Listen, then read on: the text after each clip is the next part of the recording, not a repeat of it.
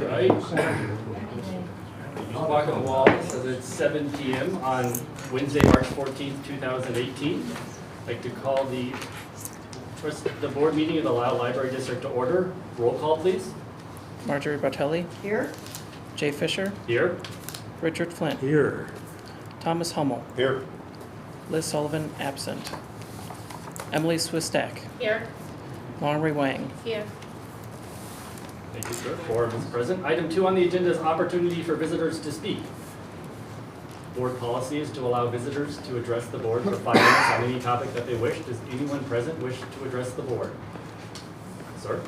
Did you say 5 minutes or 3 minutes? Why? I believe it's, is it 5 minutes? Yeah, 5 minutes. And if you could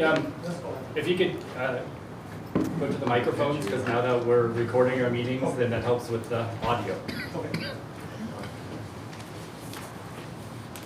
Really, I had maybe questions that are going to be covered tonight. In the last subject, I think it's called the pay scale, you had something called a reference document, and you make reference to a management association. And I guess I was hoping that you would at least clarify who are we talking about. All it says is Management Association, MA, and is it from a library association, whether nationally or from the state of Illinois? Something to clarify exactly where that's coming from. Then there was also, we provided a list of proposed salary ranges. I think you showed the one from July 17, proposals drafts for 18. My question had to do with the Director of Youth Services, a Finance Director, a Director of Circulation Services, and an IT Management. And I believe you have those positions, those people here, yet when you look at your minimum and maximum pay ranges, they're blank, and have been blank. So the question is, would you not have pay ranges for these people, which I believe currently work here? And lastly, if I have 5 minutes, I have a question regarding monthly expenses. Each month, your package includes in detail a summary of the monthly expenses by category, all very clearly defined. And one of the things that I've followed on my own is salary and wages expense. And if you go by memory, you have, in each case, for all these categories of expenses, a column for the current month expense, and you have a year-to-date number for the expense. Begins in July, going right through June. And out of curiosity, I chose to look at the monthly totals and add them up manually. And let's start with July 17, first month in the new year. And you look at the current month and year-to-date number, they're identical, as they should be. It's the first month of the new year. And then we go to August, and August year-to-date, everything looks fine. Same with September, October, and November.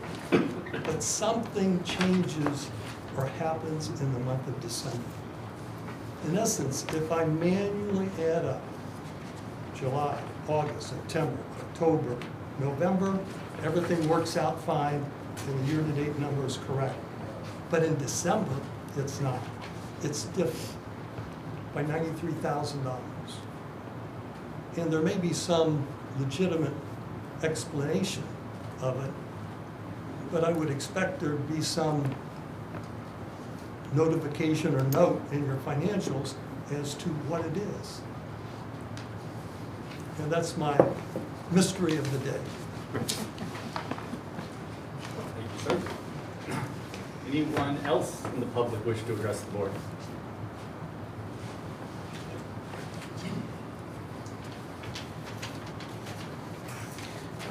President Fisher, thank you for the opportunity to address the board today.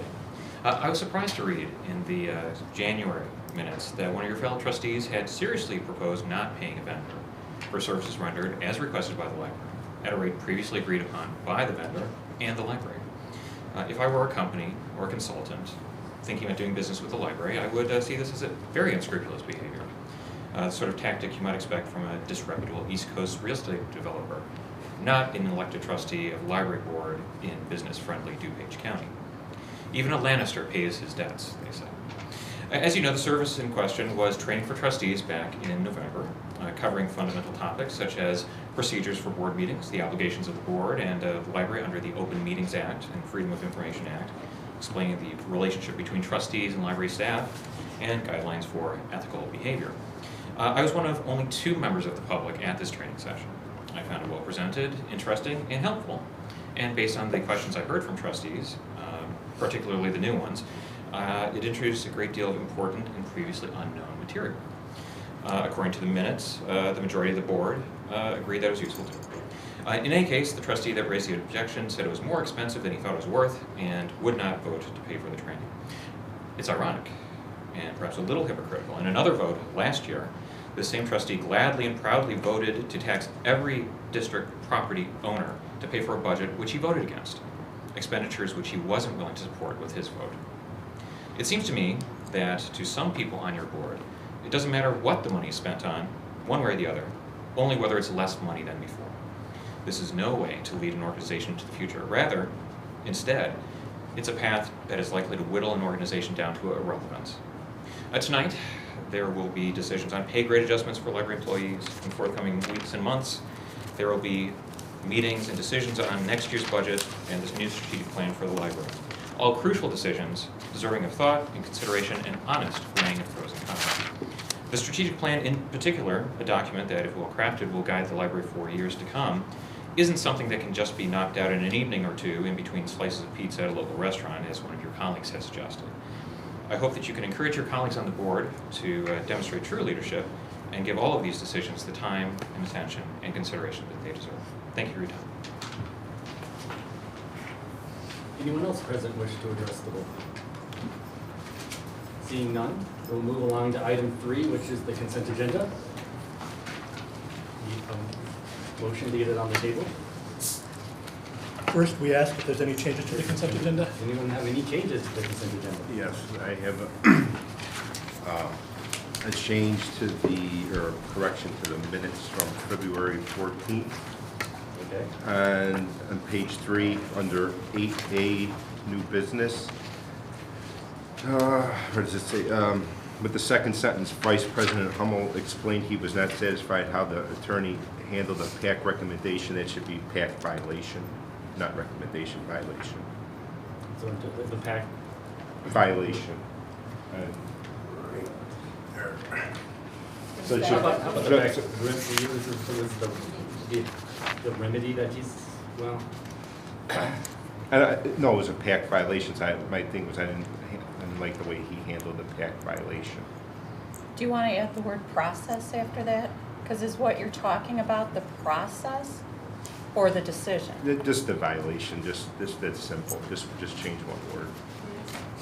And it's under 8A, under the second sentence, Vice President Hummel.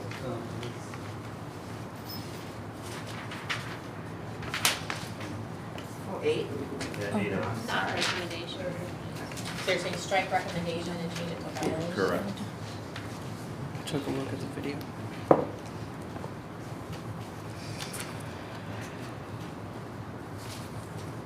Is that what you have, Tom? Well, we could, if you want, I want to pull a bill from Part B, the ILA, Illinois Library Association invoice.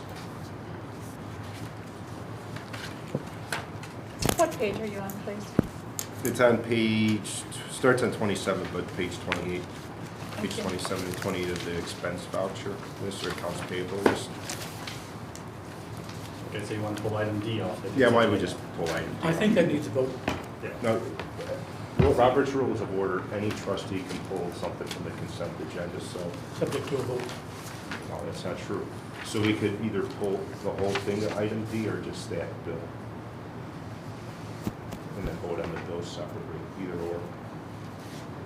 So, why don't we make a motion to approve A, B, and C As amended. Okay. as amended? Okay, I make a motion to approve consent agendas 3A through 3C as amended. Is there a second? Second. There's a motion and a second. Discussion on the motion. This is improper. I'm going to oppose it. Which one, I'm sorry. Which one are For you pulling? starters, we're gonna vote on consent agenda 3A through 3C as amended, which is just that one word. I didn't get out, what part is amended? Just The I'm just changing one word, So the 3A to minutes. A, B, Yeah. C, The the word word last section. D. Oh, okay, thank you. Any further discussion on the motion? Further discussion Yes. involves, I'm sure that Trustee Hummel does believe that what happened, that the PAC flagged a violation, but that's not what he said. The minutes indicate what was said, not what was intended. And what was said was PAC remedy or PAC resolution. The word violation wasn't used in that context at that time. I think I would. I like the word remedy. Would you accept the word remedy? No, because I've had if it's violation is what. It's not what was said. Yeah, and it's not a PAC violation. It was the PAC. How about the Letter. PAC remedy of the violation? I mean, that is kind of a compromise. Then just forget it. If it's gonna be forget it. Just I'll pull the previous amendment or the previous motion. Just approve 3A through 3C as is. So the prior motion was abandoned. We have a new motion to approve 3A through C as originally presented. Is there a second for that motion? Second. Discussion on that motion. So the motion is to approve the minutes of February 14th meeting, the February 14th executive session, and to acknowledge the treasurer's report, investment activity report, current assets report, revenue report, and expense report as presented in our packet. Roll call, sir. Before you leave discussions, if I have questions or comments on the treasurer's report, do I bring them up now or do I bring them up later? We generally have those questions under the finance committee report where we ask the treasurer the questions. No problem. Richard Flint, Nay. Thomas Hummel, Yes. Liz Sullivan, Yes. Emily Swistak, Aye. Lauren Wang, Aye. Marjorie Bartelli. Motion passes.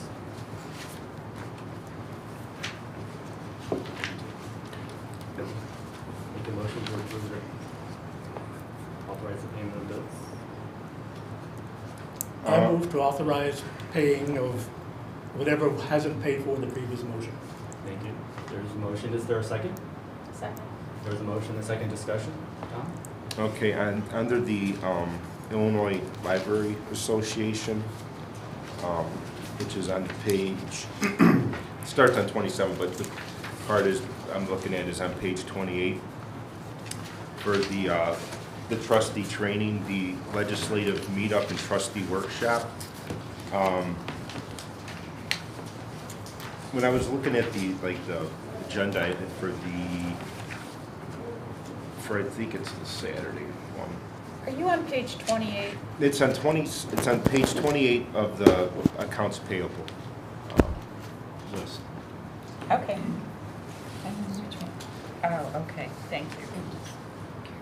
I mean, to me, this is Got it. not trustee training. This Thank you. is like a political boot camp. There's nothing in here that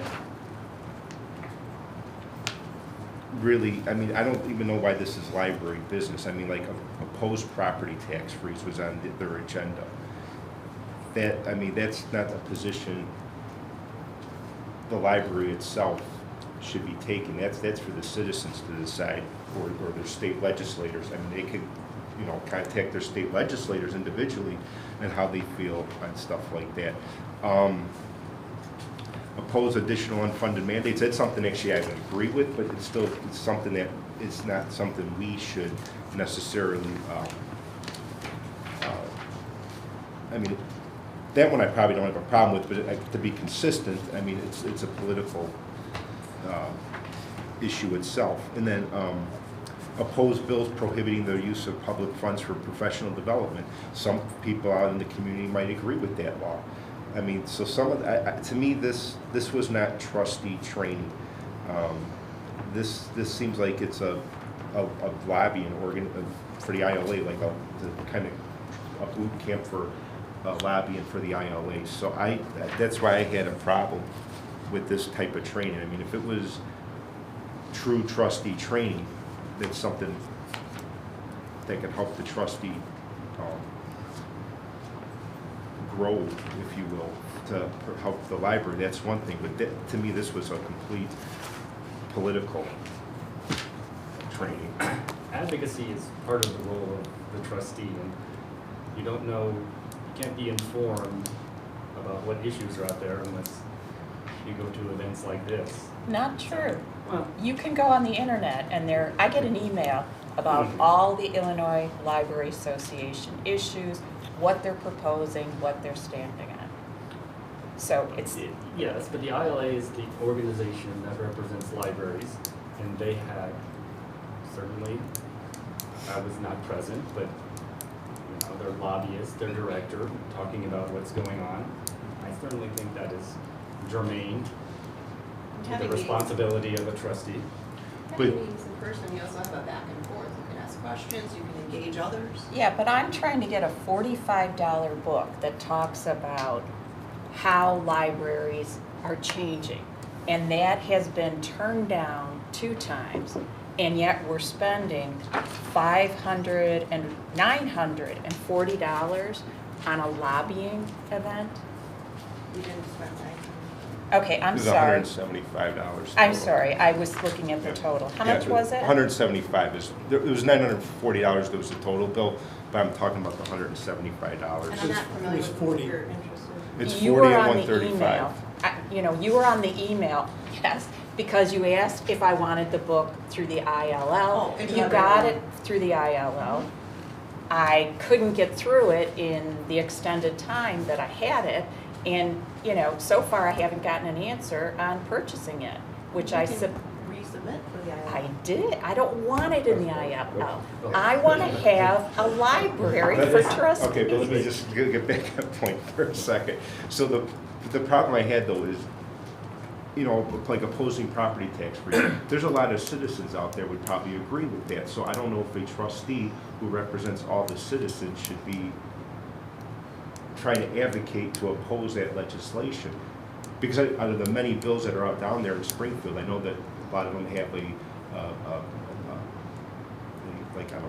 line item in there where the citizens could, or even I think the government themselves, could go to referendum to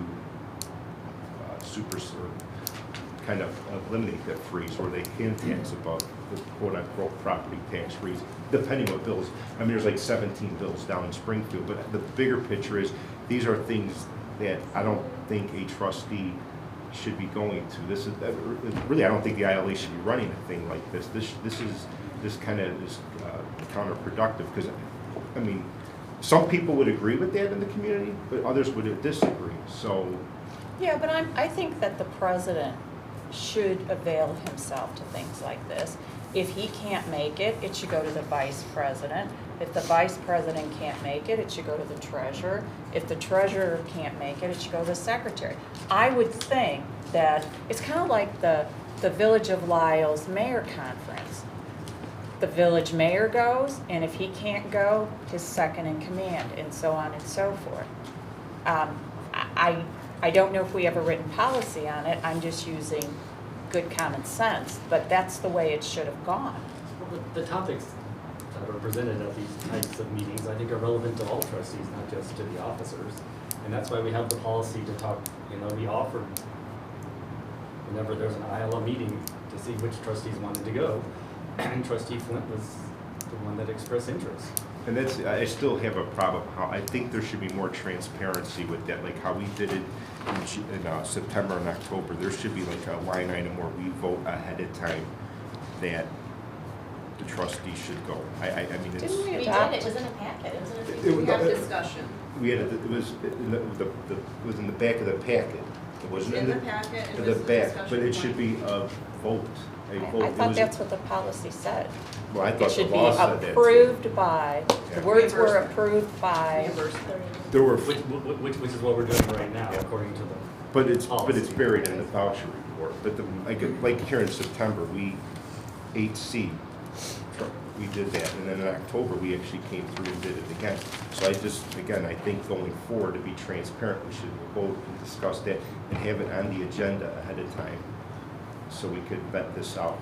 And could we also have a list of all ILA opportunities for training? I don't have a list like that, and it sounds like, people don't have to use the internet to get the information they want, even though it's available. So I would like to know now, in the next fiscal year, what are all the ILA opportunities? Because I'm planning vacations, I'm planning trips out of town, and I can actually adjust dates if I know these things far in advance. Right, all of the board are members of ILA, and you receive an ILA reporter, and you should receive emails letting you know when the meetings are. If I hear of one, I do send out an email letting. Okay, I'll take it upon myself to look up a complete schedule, and I will send it, if a schedule is available, to every member of the board. Please don't. Okay, I just won't send it to you. No, please don't send it to the whole board. It's improper. But The Jay, I'd like lawyer to go has back to, I said- haven't had a chance to respond to the comments. We're trying to build a certain level of expertise on this board. 3 members of this board have less than 1 year experience. 2 other members of this board have less than 3 years experience. 1 has less than 5, and 1 has nearly 16. Okay, so we're trying, being a trustee of a library board or any other board is a very specific skill set. You can't learn it from a book. You can't learn it from emails. Okay, you have to get some skin in the game. To be a good trustee involves anticipating what the issues are, knowing what the second level's issues are. Involves knowing how to communicate with your constituents. And by your constituents, I don't mean your voters. I mean the people in your district, even if they didn't vote for you. The longer you stay as a trustee, the more you realize this is a very specific sort of way of thinking and way of looking, and it takes training. Okay, that's why Tatiana puts in a budget line that allows us trustee training.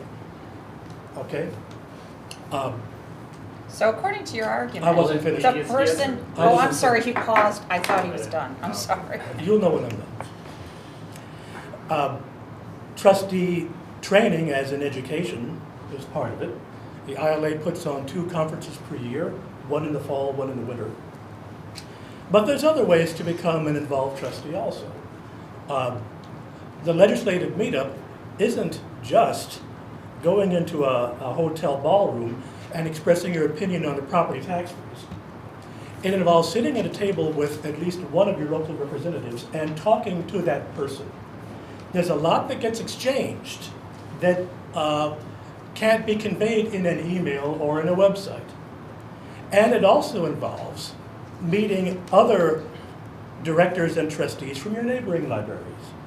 In my case, last month, I sat at a table with, I think it was Westmont, 2 trustees and the director from Westmont. And you talk, and you figure out what you have in common and where you're different, and then why you're different. That's all vital. And the last point I'll make before I relinquish is that this was as transparent as it could be. We talked about it around this table at least twice, and I think we talked about it in personnel policies at least once.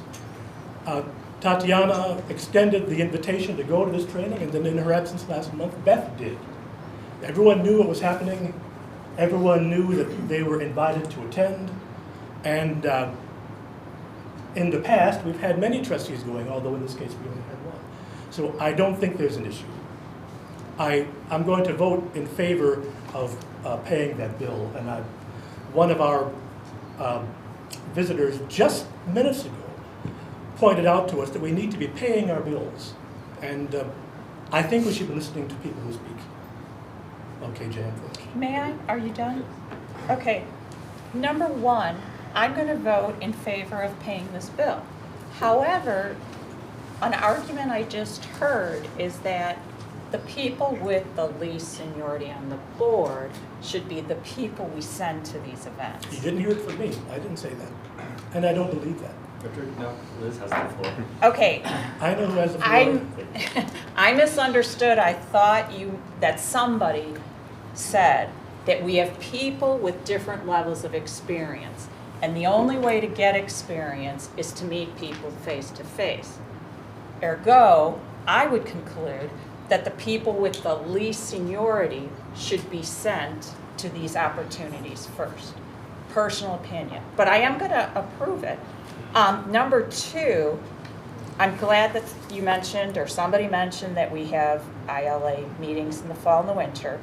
And number three, one of the main duties of a trustee is fundraising. So if we're going to get down to where are we, doing what Illinois law prescribes and where are we not, I think we've done a lot more training than we have fundraising. So I would just say, myself included, the board is falling flat on their face and not doing one of their primary three duties. Food for thought. You got to say something? No, I was going to ask if there's further I got discussion one. before I call the vote. The whole, if they would have said, like, bills that are down in Springfield that affect the library, that's one thing. Like, if they would have mentioned there's property tax freeze bills, that's fine. But when it's like staking out an actual position on the bill, that's where I have a problem. If it would have just said discussion of property tax freeze, discussion of unfunded mandates, discussion of the eliminating of the expenses for something like these types of events, that's fine. But to take a position to say oppose or support or oppose, that I have a problem with that. Second thing, as far as paying the bills go, if you recall at the conclusion of the meeting last month, I tried to bring this up at the time and even said, I don't know if I'm going to pay this bill. That's why I think in the future we should have, like how we did in September and October, we should approve a trustee going to any, so we could say it's, so basically yes or no vote, the up or down vote happens in advance, and then like this month, then we could pay the bill. That said, I'll pay the bill this time, but the next time I would like to have it in advance, like I did ask actually, so. Could I just say one more thing, or am I interrupting? You're good. Okay, I'm sorry. In terms of meeting with library boards, trustees, and presidents, I have met with Batavia, Geneva, Arlington Heights, Westmont, and a couple others, I'm sure, Skokie. So I think I have achieved probably a greater exposure to board presidents, board trustees, and actually visited those libraries. So I'm just saying that there's another way to do it that is not costing anything. So you can do the internet searches, you can meet with your congressman, which I've met with, well, I won't go into the meetings I've had, but I've told them my positions personally on, and heard their positions on Illinois library law. So I have been able to achieve everything we're talking about here and more without spending a penny of taxpayers' money. Just saying, I will vote to approve this. I think we need to be more cost effective because taxpayers that I talked to, and some of them didn't vote in the election, any election, and we're trying to change that, but they are really hopping mad that Lisle taxes are higher than Naperville's. I think we've talked this one enough. So I just want to make a last minute comment. Okay. Thank you. I support paying the bill. I think first of all, we had a discussion prior to Richard going to the trustee conference. I think in order to maybe avoid any confusion in future discussion like this, maybe it would be, I don't know, at that time we had a discussion whether there was agenda, talk about that's probably one of the reasons because we didn't really know what the agenda was about, maybe a little bit more detail prior to having that discussion whether we should go to the conference or not. It will be helpful if the agenda is available. And then when trustees go to the conference, when they come back, I think we have an obligation to share their perspective experience with the rest of the board member who didn't have opportunity to go. Emily, Marjorie, do you have anything you wish to I add? second what Laundry just said. I think that's a great idea to know what the agenda is. And also, I like the idea of, in this case, the person who attended creating a presentation or explanation of what he or she gleaned. So that would be nice if it was scheduled on the next board meeting. Roll call, please. Remind us. The vote is to approve the bills as presented. Thomas Hummel, Yes. Liz Sullivan, Yes. Emily Swistak, Aye. Lauren Wang, Aye. Marjorie Bartelli, Aye. Richard Flint. Aye. The motion is approved. Before we move on, Yes, sir? the comment was made in the previous discussion about, I will send all the trustees an email. And I said, please don't do that. And then we had a little tussle. But perhaps that's not the important thing. I didn't want to bring this up, but there's been, I don't know if members of the public know this, but there's been a vast quantity of emails going out to the trustees in which the public business is being discussed. And I don't express an opinion about whether it's legal or illegal, although I think it's awfully close to the boundary. The point of OMA isn't, I don't think we should be trying to get as close as we can to the boundary line without crossing it. The spirit of the law is that the public's business should be discussed in front of the public. I didn't count how many emails have been sent just over the last weekend. I think 8. But the public should know that these include such things as where we should have our strategic planning meetings, whether we should have them at the library or some other place, whether they should be at a pizza restaurant or a church, whether the library should buy a special book and make all of us read it. There may be others that I'm forgetting, I'm sure there are. All this is quite inappropriate. You don't discuss the public's business by an email chain and use as your cover the tagline, please don't hit reply all. Just don't do it.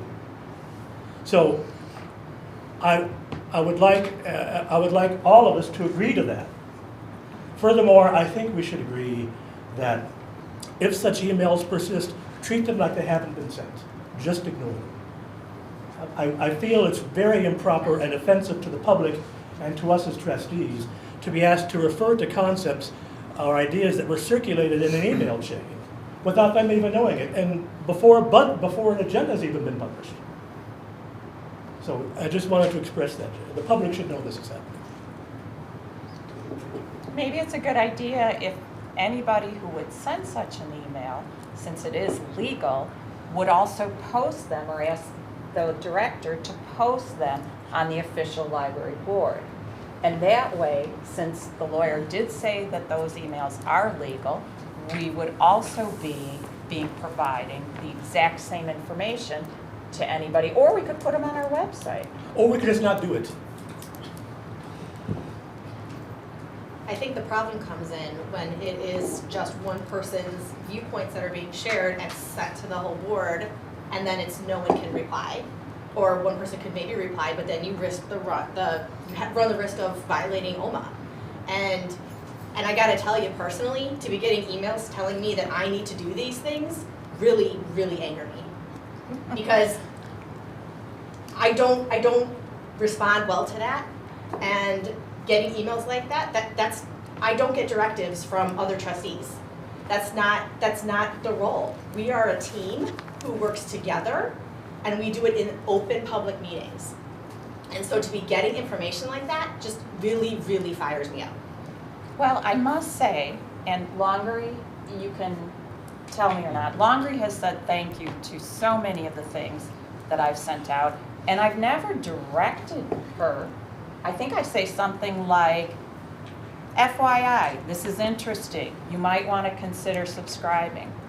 I'm sorry if that language offends people. That's not the language, it's the please review this before the next meeting. I think that while it may be technically legal, I do agree with Richard that it's very easy to go over the line, and that if we would send emails either directly to one person or to the director, that would be better best practices. Or,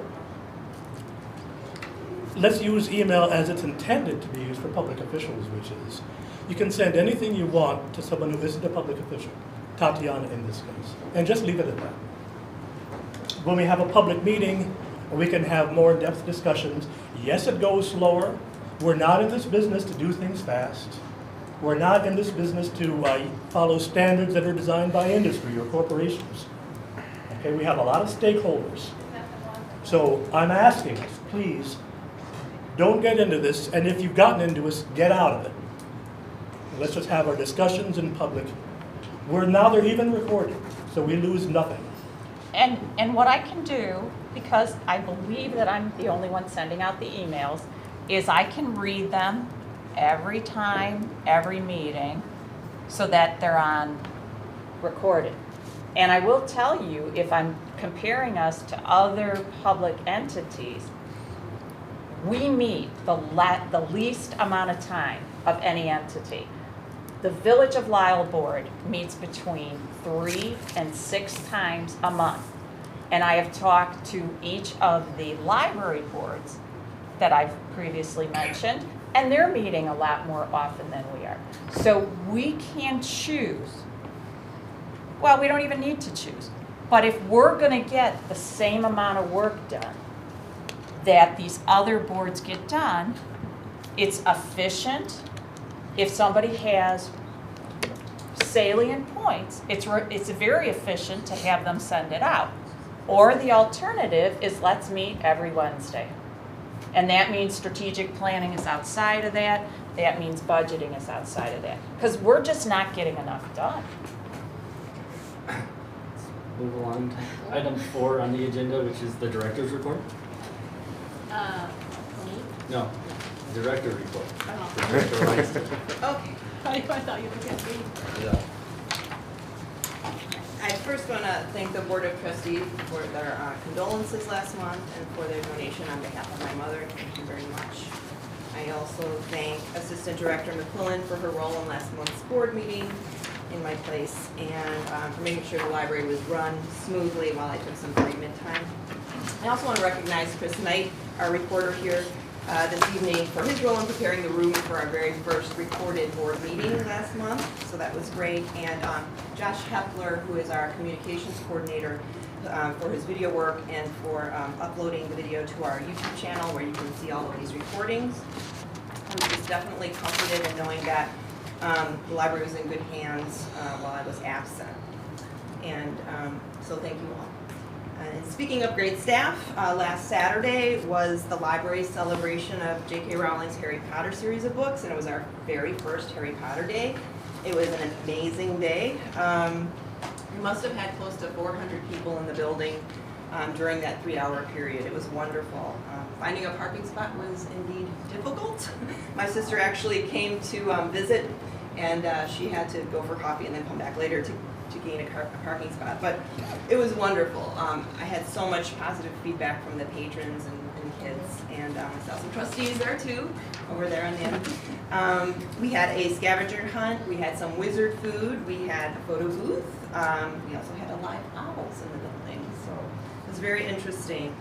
A lot of people asked when we'd be doing it again, and unfortunately we had to say, well, see us next year.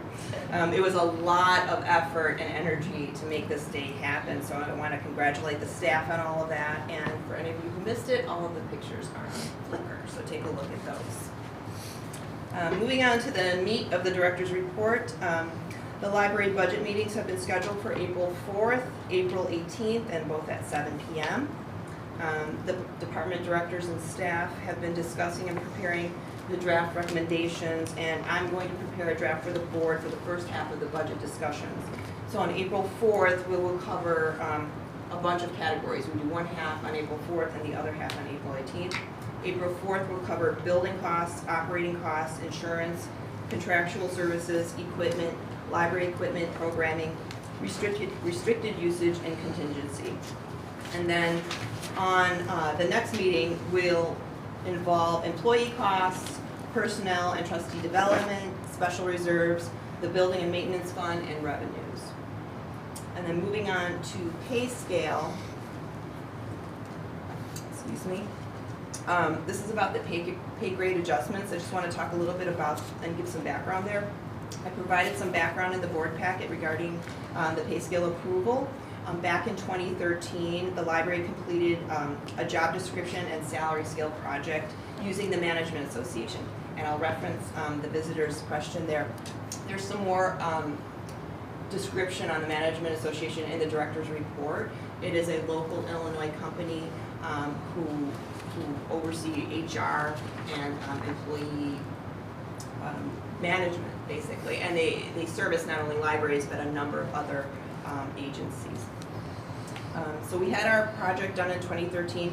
We embarked on this project because staff noticed that our starting pay was affecting our hiring and success in hiring. We would post the starting pay on library job sites, and then we would not receive the number or quality of applications, and so we attributed this to the low starting pay in comparison with other libraries. The Management Association did find that the library was 11% behind industry standards at the time when comparing the pay grades. So additionally, the Management Association also determined that 16 staff were paid under the minimum for their grade. So after that project was completed, the Management Association recommended that the library review and adjust the pay scale annually to maintain equitable market ranges and to prepare for annual budget discussions. So included in the packet are the current pay scale and 3 drafts, a 2.4, a 2.1, and a 1.8 adjustment to the scale. And the 2.4 is the Management Association's, it's a salary projection survey. And our finance director spoke with them, and the Management Association mentioned that libraries around us were raising and adjusting their pay scales 2.4%. And then the 2.1% is the current CPI for the United States. And I also included the current CPI for the Chicago area, which includes Chicago, Naperville, and Elgin. So just to summarize, this is a pay scale, and it's to maintain equitable hiring and retention structures. It's just important for us to keep in line with other libraries around us. It's a starting pay and a ceiling, basically, just to sum it up. Last year, the board adjusted the scale by 1.9%. The year before, it was adjusted by 2.0%, and then the year before is 1.5. So every year we review, and then we have the Management Association help us in that review. I just want to make mention that this is not a statutory requirement of the board. It's really a cooperative exercise between the board and the director in preparation for the budget. And the budget, of course, in the BNA is the statutorily required exercise of the board. And then per policy, the director has a responsibility for recruitment, development, and review of the classification and salary schedule and evaluation. So I work within the structure of the budget, the account lines that the board approves, and then we're going to be moving into those budget discussions come this April 4th. My suggestion is to keep with CPI, so between 2.1 and 1.8 would be my recommendation. I also did a cursory search because I got some questions from trustees today, actually. And I did a cursory search of, and you can all do this, maybe some of you have, online to look at other libraries near us, some competition for our employees. I wish I could find it. Naperville is who I looked at, and, oops, oh, here we go. Just in comparison, 3 different positions on the salary scale. A page position, a librarian position, and a paraprofessional position. And this is all within the last month, so March, February. In Naperville, the page position goes for about 12.53 cents an hour. at Lisle, it's 8.70 an hour. For a librarian position in Naperville, it's 22.64. In Lisle, it's 21.37. And then for a paraprofessional position in Naperville, it's 17.20, and we're at 16.50. Is that the starting or the midpoint? Starting, Or is it these are all starting. So when we post positions online, we always put the starting pay. And of course, we can hire above minimum depending on qualifications and experience. I looked at some other local libraries in and around DuPage County. Glen Ellen, we're pretty even with. We're a little bit under with Orland Park Public Library with librarians. A page position in Elmhurst is at $9.77. We're at $8.70, so we're about $1 behind there. And then College of DuPage Library, which is near us here, for a paraprofessional, they're at $20.03 and we're at $16.50. So again, you can look at all of these things, but this is just a comparison and keeping in with market standards. I mean, this goal is to meet the market standards, this document. It's not about raises, it's about a scale. Beth also found an interesting MIT living wage calculation for counties, and she used it for DuPage County.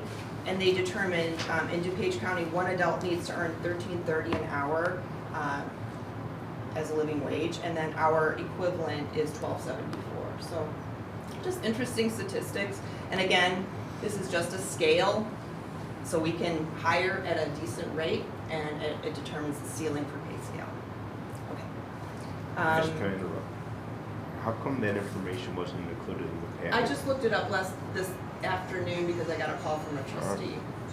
Would you mind summarizing it? Like, I couldn't write down the 2-page things and what a page does, librarian, paraprofessional. Would you mind summarizing it and sending it out? Sure. Because I'd like a description. Sure. That'd be great.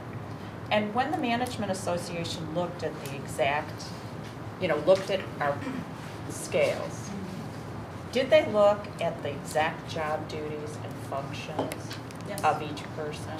Yes. So they compared like for like regardless of what the title was. Job descriptions, yeah. They actually helped with our job description project. Great, Yeah. great. So would you mind sending out the job descriptions and the title for all of us? Because we're going to need that at some point. Sure. And then just moving on to strategic planning in the director's report, just in efforts to keep strategic planning moving at a reasonable pace, the next committee meetings are scheduled for March 21st, which is next Wednesday, and May 2nd, both at 7 p.m. I've asked committee members to email me one strategic plan they think might prove beneficial for our process, for either its content, format, or both. And all committee members have completed their homework, so thank you very much. I will create a packet of the examples for the March 21st discussion. And I also want to mention something regarding strategic plan process, especially in regards to library operations, whether about programming, collections, or the building configuration. I just ask that all board members make inquiries at the committee meeting so that all the members can benefit from your questions. And I also ask that if you have questions about programs, attendees, and space, to connect with me or the attending staff. A few trustees have also mentioned wanting to take another tour of the building, which is great. And we can do that as a group, as a committee, or I can provide a tour for individual trustees and answer questions during that tour. So open to that as well. That's it. Any questions for the director? Couple of questions. You mentioned, is it possible to get a year's worth of programs, a description of each program, the date of each program, and then the attendance of each program? I can do that, but you can look at the online calendar to see a year's or more of programs with a description. But number one, if 5 of the people here want to do that, it just seems redundant, and it would be better to have one person do it. It's more time efficient. Do we want that?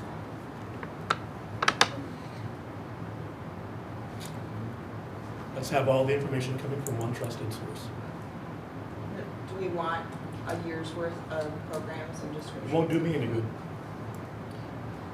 Yes, do you have that information readily available or no? No, it would have to be collated. I mean, it's all available on the online calendar with descriptions. Looking backwards as well. Yes, years. The only thing that wouldn't be publicly visible would be the.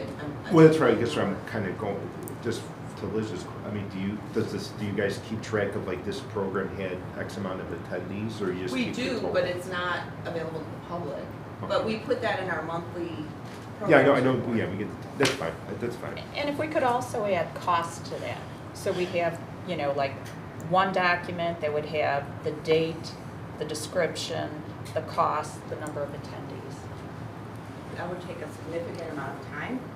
Okay, if you pay me, whatever you pay your lowest paid person, I'll do it for you, okay? Can't pay trustees. But we know you're Can't- joking. Yeah. she's- I can't be paid as a trustee, but I'm telling you, it won't take me more than like, I'll ask you the cost, because I don't have that, and I'll ask you the attendees. And I could pull together in under 2 hours. So if they don't have those kind of computer skills, we probably shouldn't be hiring them. Any other questions for the director? I think it's encouraging to see the computer and technology programs really got great attendance. You offer a lot more programs, so significant increase, almost double from, you know, previous years. It's a good job to focus. And I've been enjoying the adult craft nights. Any further questions for the director? Yes, I would propose, and I know that we've already set dates for both strategic planning and budgeting. I would propose that we complete the strategic plan before we start budgeting. I think that's not realistic in the sense that we got the budget meetings already scheduled for the beginning of April, and we only have one strategic plan meeting scheduled before then. I think, yes, ideally it would have been nice, but the reality is I think we need to give proper time to both the process of both of those as well. But can't we just turn the budget meetings into strategic planning meetings to get that done first? Because what we're gonna end up doing is redundant work. Because we're gonna start budgeting and going down one path, and the strategic plan could possibly take us down another path. So what we're gonna do is we're gonna redo all this work that we've already done. But the strategic plan is a 5-year document, while the budget is a 1-year document. So yes, there may be some overlap, but I don't think enough overlap to scrap the procedures and plan and the schedule that we have now.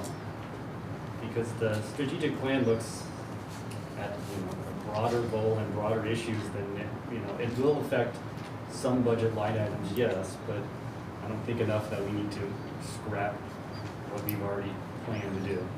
Okay, let me offer this, and again, I don't want to be charged with sending everything to everybody, but I have a proposed strategic plan and a 1-year detailed plan.